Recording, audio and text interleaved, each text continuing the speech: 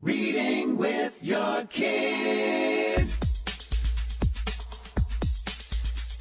Hola, ni hao, konnichiwa, assalamu alaikum, shalom, jambo, bienvenidos. Hi, my name is Jedley, and this is the Reading with Your Kids podcast. We are coming to you from the beautiful neighborhood of Reedville in the southwest corner of Boston, Massachusetts.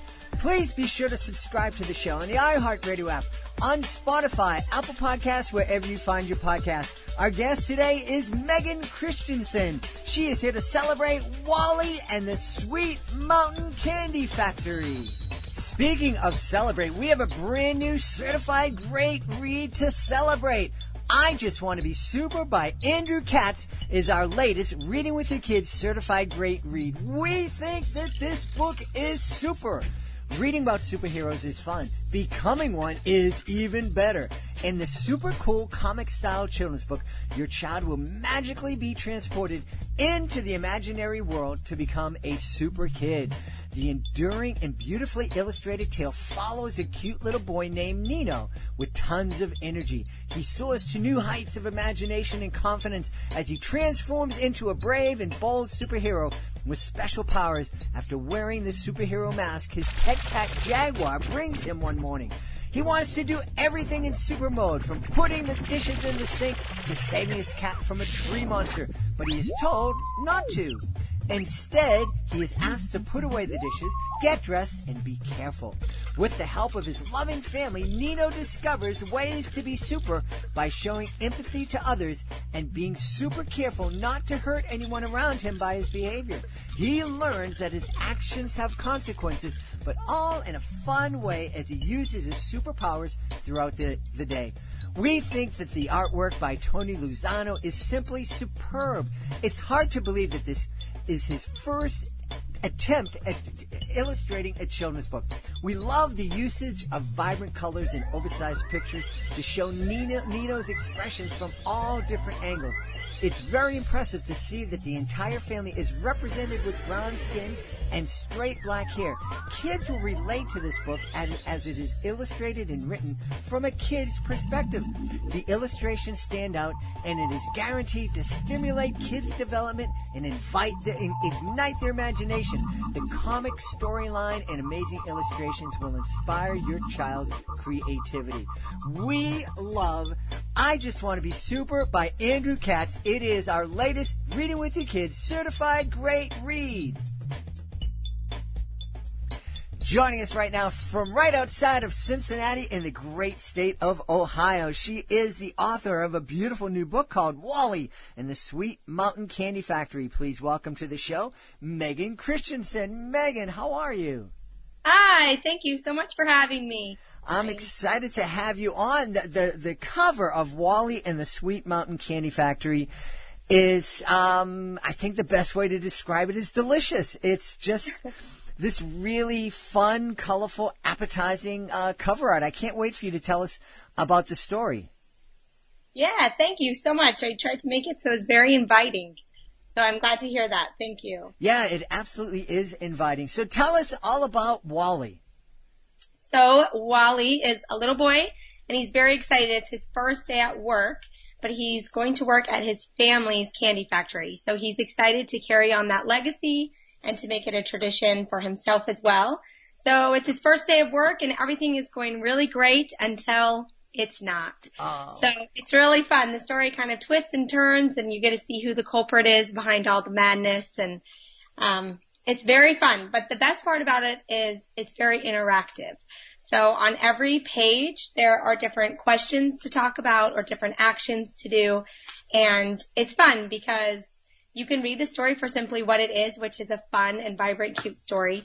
Or the more you read it, as you know, children want to read the same book over and over. So it changes with every read, and your conversations can change and your actions you do can change with the suggested side columns.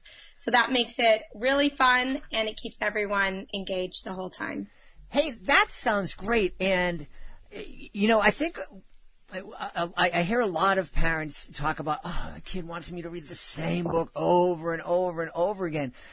I think the thing that we forget, and you've kind of reminded us, is that every time you pick up a book, it can be a different experience. Right. Because you can pick up the book the first time and just do a picture walk and just go through, cover up the text and just go through the pictures and see what the pictures inspire in your thought. And then you can read through it again and ask questions about this or that.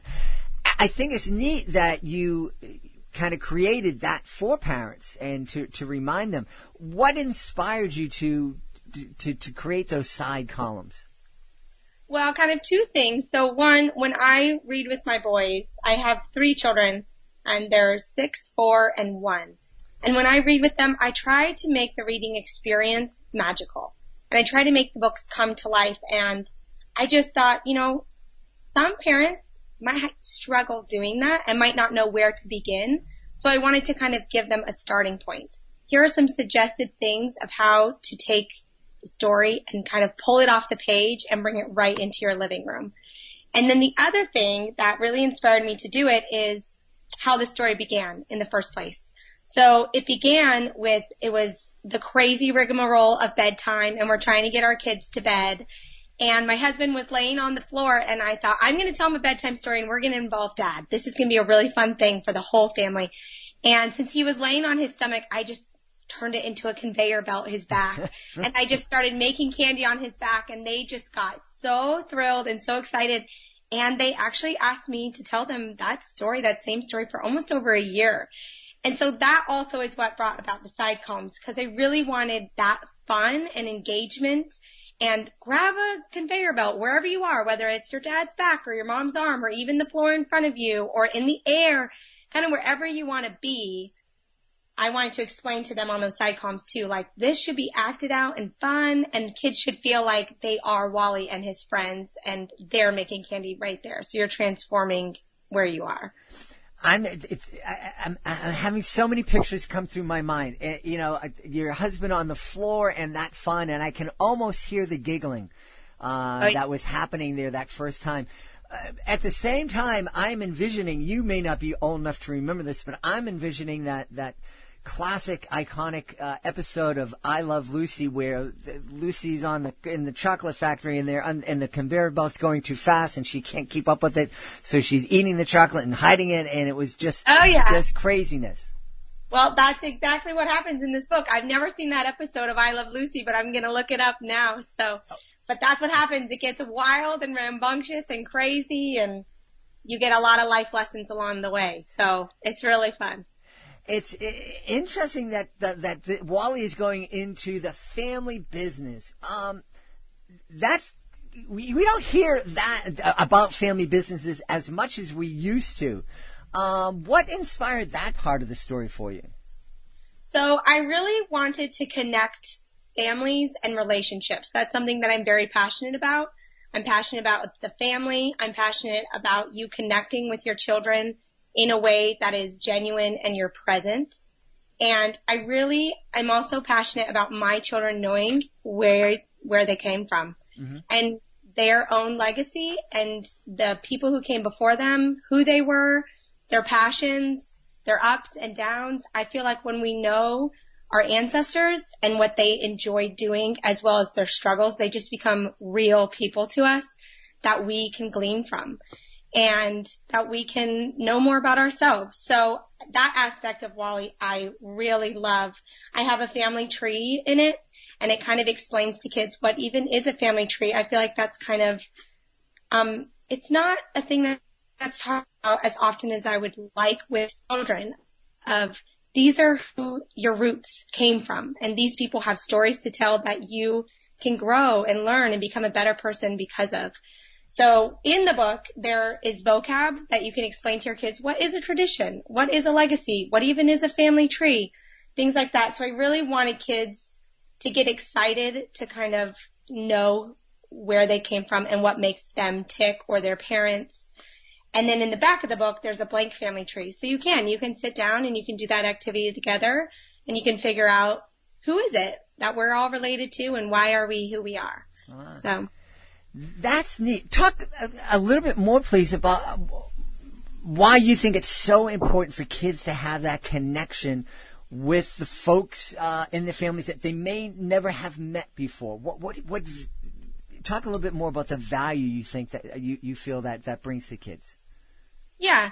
Well, I think because I knew my grandparents, and so I grew up with my parents who were always telling us stories. We actually make bedtime storybooks from my ancestors' stories.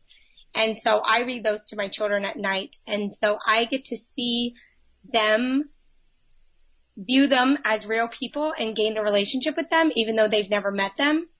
And I have watched myself as well as my children self-esteem grow from knowing who their family members are. I feel like it grows their self-worth and their self-esteem. And then also I can read a story to my kids, and then when they come across a problem that was similar to maybe their great grandpa, then they remind me and they say, oh, grandpa was scared to get on the bus too. Or do you remember when grandma got her first bike?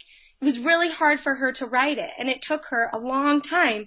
And so just because I didn't get it the first time, grandma eventually did, so I know I can too. And it really just bridges that gap and just a major learning of them knowing who they are and that they can accomplish things too. And I think it's also important to know that they struggled and that we struggle. And maybe there are some things that you don't understand about your family, but getting to know them better and knowing them as real people, maybe you have empathy. Maybe it grows forgiveness. So I think it's very important because there's a reason why, I strongly believe there's a reason why you're in the family you're in. And I think that, I mean, personally, I feel like it's divine and that there are reasons for that. And when we just let those days pass by and those people pass by and we don't get to know who they are, I think that's a mistake, that an opportunity we're passing up. Yeah. I agree. My daughter never had a chance to meet my grandmother. And my grandmother and I were the best of friends. And I would talk with my daughter and tell her how much I knew my grandmother would have loved my daughter. And so my daughter now at 24, she can tell you a lot about my grandmother, even though she never met her. And, and it's almost, well, it's not almost like they have a relationship. It's different, but they have this relationship. And I love what you're saying about helping kids understand that somebody in their family struggled and were able to get over their struggles. Yeah. Yeah. Yeah. I love what you said about your daughter because I think that's such a gift that you have given her, because you value and cherish that relationship that you had, and you're showing her that, and that those relationships can still be passed on. So yeah, I feel like, so I'll just give you a little example. So my husband ended up going to Purdue for his grad school, and that is where my mother grew up and where her dad was also a professor at Purdue. So my grandmother passed away before I got married, so my husband has never met her, but she is dear and so dear to me. And when we went to Purdue, my mom gave me a whole packet of letters from my grandmother that she had written at her time when they were living in West Lafayette, Indiana. And so as I was reading them, it brought the entire town to life for me. And I walked where she walked. I was where she was. And it just created a completely different graduate experience for me than my friends who were there. Just, we got to get through these 2 years and we'll get out of this small farm town. But for me, it became a very special, special place. And it's because I took the time to get to know my grandma in that way. So that is for children. I want them to feel that. Yeah, that's really sweet. And I do think it's something that we don't appreciate here in the States as much, and certainly is not as much as I see when, especially when I travel in Latin America and I hear from the kids that we've had, international kids that we've had live with us. There seems to be much more connections with the different generations. It's very common in a lot of Latin cultures to go to an event, to go to a concert, and see grandparents and kids and teenagers and adults together. Oh my goodness, you don't see that here. And I think that that's a real it's a real shame that we don't see it here as much as I think we should. Yeah, I agree with that. So I come from two very large families. I have 4 siblings, and my husband is actually the baby of 9 total. Oh. So he has 8 siblings, and when the 60 of us all get together, people just are amazed that we all want to stay in one house. And we love each other. We genuinely love to be together. And I think that's lost. I think here when you talk about in-laws, it's kind of like a negative connotation sometimes. And so I just want kids. My family's awesome. And look what they've done and look who they are. And I'm proud to be in this family, and I'm proud to know what my grandparents did for work, or their parents, or my own parents. And I don't know, I think bridging that gap between a love of family really just gives yourself worth, and it makes you feel whole. And I just really want to give that to young kids. I want to spark their love for family and for their history at a much younger age than having to go and learn about it later on in life or never. Yeah. So.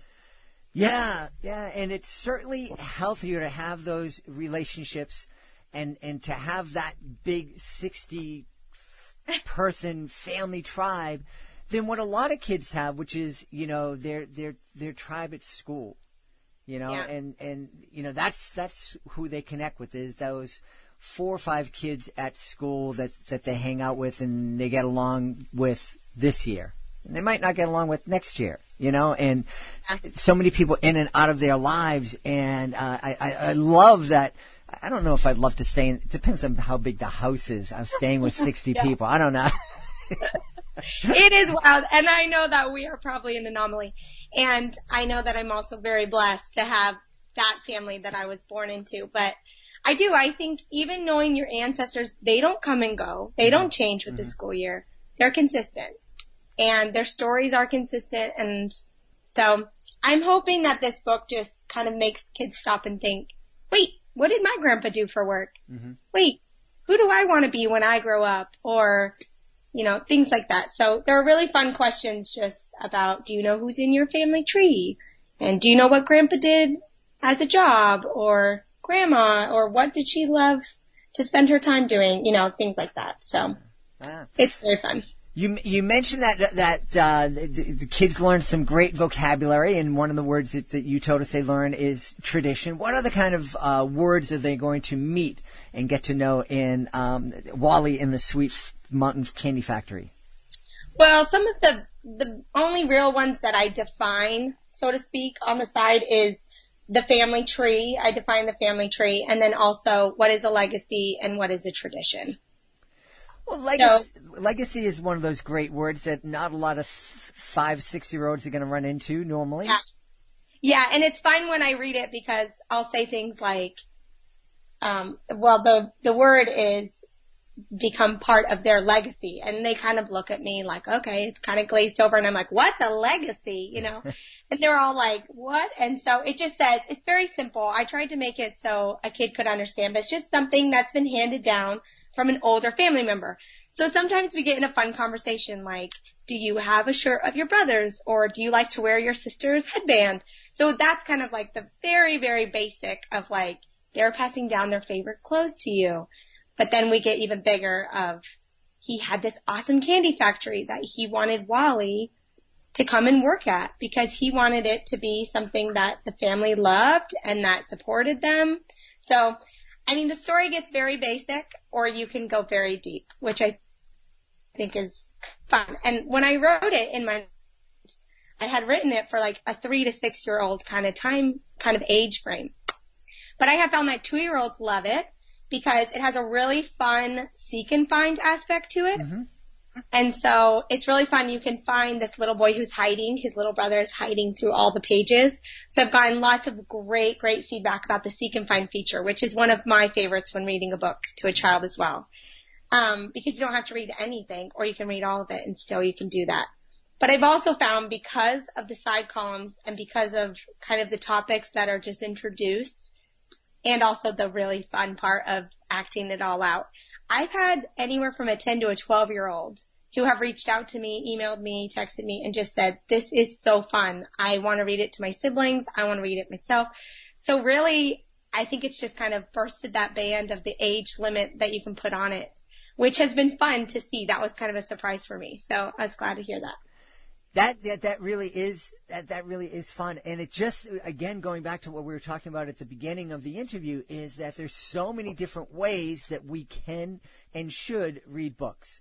And yes. that seek and find is, that's really a lot of fun. Yeah. I love that aspect of it. And I find that kids get really excited about that too. And another really fun aspect is I love when you can go beyond the book, even more than what we've talked about. But I love when books have a little like, here's an art project to do at the end, or here's an activity. And so at the end, I put in 2 candy recipes.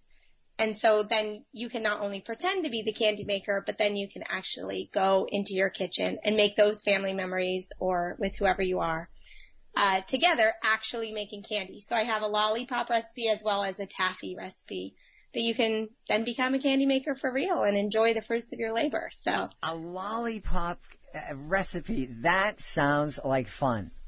Yeah, it's really fun. And it's fun because you get to do all the same actions as you do in the book. Awesome. So, yeah. Now, I'm just wondering, because there are always naysayers out there, and you have a great presence on social media. Have you heard any backlash? Have you had anybody reach out and go, why are you talking about candy? It's not very healthy. You should be talking about fruits and healthy foods. Oh, I know. So I have not had anybody say that to me yet. But I know eventually I will. I know. And I don't know. I feel like let kids be kids. That's my personal opinion. I think it's great to eat healthy. I think it's great to exercise. I think it's good to be healthy. Mm-hmm. But I also think I grew up with some sugar and I'm just fine. Sugar makes everything sweeter. So I don't know. I think let them be little and let them enjoy that. So, and we went to the dentist yesterday, and as we were leaving, the dentist said they deserve milkshakes. So the dentist says it. There you go. Hey, it's obvious that you've had a lot of fun writing the book. I love the origin story of, starting off with your husband on the floor and being turned into a conveyor belt. And just the joy that you have talking about the book, and you've had a lot of fun getting feedback from others. Have you caught the children's book writing bug? Are there more books coming from Meghan Christensen? I really hope so. I have lots around in my head going around. So I have one that I really want to do, and I'm going to do, because every time I look at my book, I think I've got to do this at least one more time. I hope for more, but at least one more. But for now, I'm just going to enjoy this one and try to get it into as many homes as possible. And once I feel like this one has been thoroughly enjoyed, there will definitely be a second. So. Well, one way we can help get Wally into different homes is by letting folks know where they can connect with you online. Yeah, that would be great. So I'm on all the social media platforms. I'm just at Meghan, Meghan, Christensen, Chrisstensen. So just Meghan E. Christensen. Or you can go to MeghanEChristensen.com. I have a little website. It's a little under work. It's a work in progress. Wow. And then also I'm on Amazon. So. Awesome. Well, I think your website, it might be a work in progress, but what you have up there is a lot of fun. And there's lots of great artwork from the book there, and lets you know what's going on. I love the Know Your Family Tree feature there. I think it's a great way to get folks really interested in thinking about adding Wally and the Sweet Mountain Candy Factory to their family library. We've had a great time speaking with the author, Meghan Christensen. Meghan, thanks so much for being part of the show. Thank you. I really appreciate your time, and I hope everyone enjoys Wally. Please be sure to join us for the next episode of the Reading with Your Kids podcast. You do not want to miss the next episode. Rosie and Paula Quinn will be here to celebrate My Hair Went on Vacation. This is a mother and daughter team that is just unbelievable. Rosie is 9 years old. She is beautiful. She is vivacious. She's confident. She's amazing. And you're going to love meeting her. You're going to love meeting her mom, Paula, too. That's the next episode of the Reading with Your Kids podcast. Want to thank the folks who made today's show so very wonderful. Of course, we want to start by thanking our guest, Meghan Christensen. She is amazing. Be sure to check out Wally and the Sweet Mountain Candy Factory. Also want to thank my amazing team, starting with my producer, Fatima Khan. I want to thank my awesome author, Ambassador Peggy Cotto. I want to thank my amazing daughter, Alejandra. She is leading our efforts to rebrand. We're going to have some new things that are just going to blow you away. We are really excited about it. Of course, I want to thank my beautiful wife for all the support she gives me. But most of all, I want to thank you. Thank you so much for taking the time to join us today. Thank you so much for being your kids' teacher, their playmate, their everything during this very, very difficult time. But most of all, thank you so much for making the world a better place by reading with your kids. I'll be looking for you in the next edition of the Reading with Your Kids podcast.